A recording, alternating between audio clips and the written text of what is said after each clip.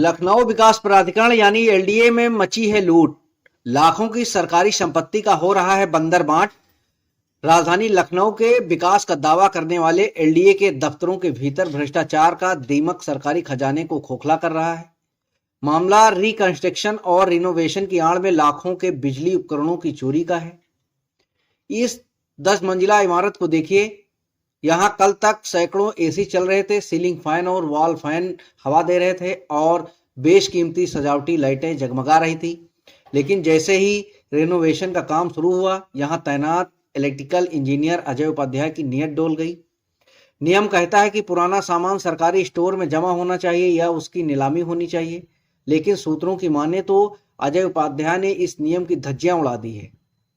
जो एसी दोबारा इस्तेमाल हो सकते थे, उन्हें या तो अपने चहेतों को मुफ्त में बांट दिया गया है या फिर औने पौने दामों में चोरी छिपे बेचकर अपनी जेबें गर्म कर ली गई हैं।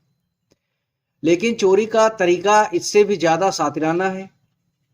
सरकारी गाड़ियों की डिग्गी में पंखे और एसी ठूंसे जा रहे हैं। रक्षक ही भक्षक बन बैठा है।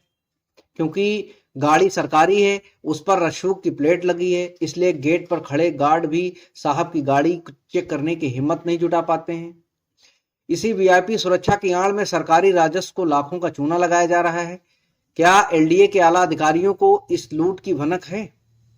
सरकारी वाहनों को तस्करी का जरिया बनाने वाले अजय उपाध्याय पर कब कार्रवाई होगी?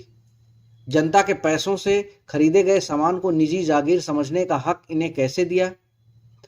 रिकंस्ट्रक्शन के नाम पर यह रिनोवेशन नहीं बल्कि सरकारी माल की डकैती है। देखना यह है कि इस खबर के बाद शासन प्रशासन की नींद टूटती है या फिर अजय उपाध्याय जैसे इंजीनियर इसी तरह डिग्गी में डालकर सरकारी खजाना पार करते रहेंगे। Prime time news, Lucknow.